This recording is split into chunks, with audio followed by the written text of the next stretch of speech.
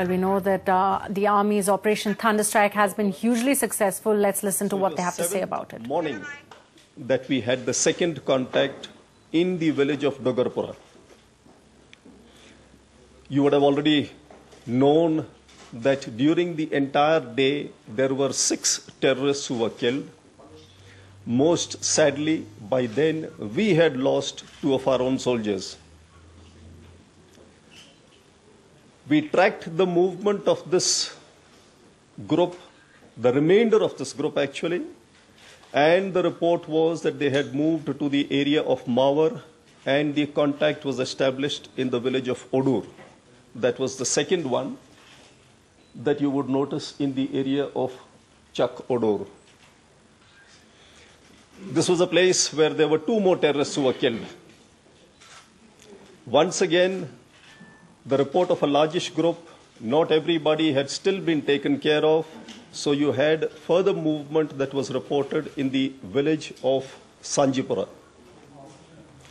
This contact took place on the 11th. During that operation, you had 3 more terrorists who were killed.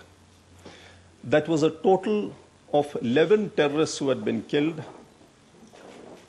The information continues. It was on the 16th, yesterday, that we had the next contact that was in the forested areas here of Vadarbala. The operation is still on. The contact took place in the early hours of the morning. Although the search is on, I must tell you that because of the kind of conditions in terms of rain and visibility, the search continues. But in the process of the search, we had made this recovery of a large cache of weapons, explosives, and ammunition. That is what has been kept for you to see also. This is the operation as of now, the way it stands. But since I have this audience here with me, I thought it necessary to highlight a couple of issues which maybe not everybody is conscious about, maybe not everybody is aware of. And it is this. In this entire operation, where the first contact started off on the 5th, to the last one yesterday, there has been no casualty of an innocent.